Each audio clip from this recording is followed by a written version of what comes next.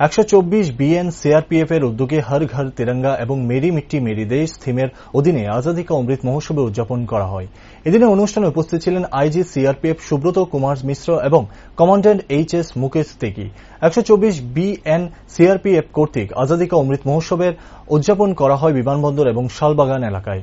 124 BN CRPF এর সমস্ত officer এবং পুরুষরা সম্পূর্ণ উদ্যোগ এবং আন্তরিকতার সাথে এই কর্মসূচিতে অংশ নেন। এদিন আজাদী কা অমৃত মহোৎসবের সপ্তাহের এই সমাপনী অনুষ্ঠানে 124 BN এর তোড়ে বিভিন্ন কর্মসূচি গ্রহণ করা হয়। এ ধরনের কর্মসূচি আগামী 15ই আগস্ট অর্থাৎ স্বাধীনতা দিবসে চলবে বলে জানানো হয় আধিকারিকদের তরফে।